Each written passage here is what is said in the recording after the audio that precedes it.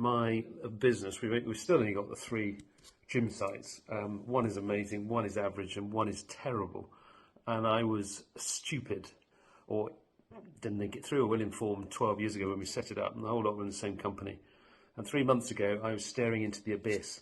I was kissing my young daughters too much. They were saying, "Get off, Daddy," because I thought we were about to go back up in smoke and everything would change. And then I talked to Jonathan, and in about 8 minutes flat, he understood exactly what the situation was. And in about another 4 minutes, he came up with a plan which we're implementing. Because all the 3 sites, 3 leases were in one company, and impossible debt, and without the debt we'd have been all right, but the problem was, of course, in COVID, for anyone who had sites, you get closed down and then you just have to argue with your landlord. The landlord got no help, so it's not their fault, but we got no help, did we? Business owners, other than a bit of rates reduction. So you end up with a situation, and then when we come out to the other side, if you've got a problem trading, you're not going to be able to service the debt that we all increased. So it's nothing peculiar to us. Every restaurant, bar, cinema have all had the same challenges, but this one, the can that was kicked down the road by COVID is rolling, and I gather at the moment it's the highest rate of business closures in 12 years. Anyway, this chap is really interesting because he comes as a background of insolvency practitioner, but he's positioned himself uniquely because the insolvency guys, because also in liquidation, they are working for the creditors. So it's not helping the directors, the owners of businesses, and he is. And he comes up with a master plan, totally legal, within the sort of very complex and complicated UK employment laws and insolvency laws. And it's just another moral of this story is, of course, we live in a commercial world, and in a commercial world, it doesn't, any kind of fallout on an individual level is completely irrelevant. The morals, the empathy is completely irrelevant. It's all about having, in terms of what I've been on the receiving end, I hope that we're not like that, it's all about the commercial upper hand. So when it came to the crunch, they said, actually, we've changed our mind. We're gonna chase you for as much as we can get because we think you're going to go bust anyway. And I said, I've got a family, and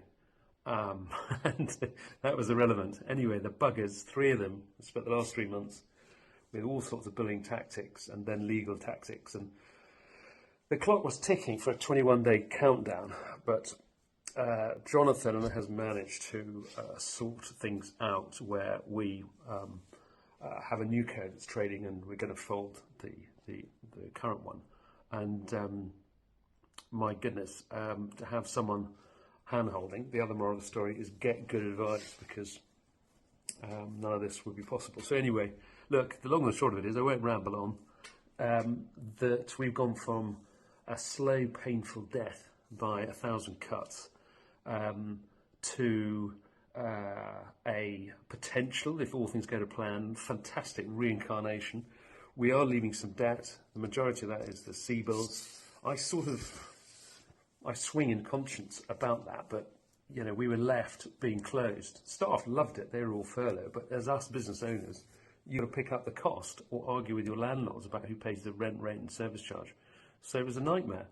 A little bit of arbitration legislation came out towards the end, of course, to sort of formalise that arguing, but it didn't solve the problem. There was the underwriting of loans, a third of which we've paid back, but the balance will be left behind, and it takes us from death at worst, at best, a zombified company, to a company that has very minimal debt, is profitable, so it's going to be paying tax, can employ people, so they pay tax, and that's, of course, the point of these restructures.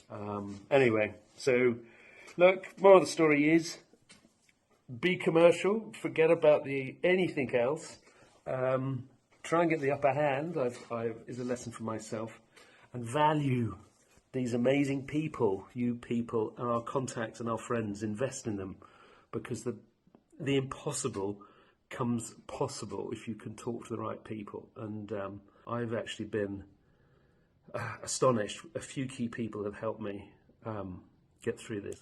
Anyway, there you go. The highs and lows of business, the twists and turns.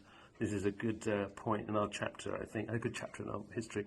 And look, much love to everybody, and give thanks for this amazing group of people, and invest in our other contacts and friends. It makes the impossible possible. Bye-bye, guys.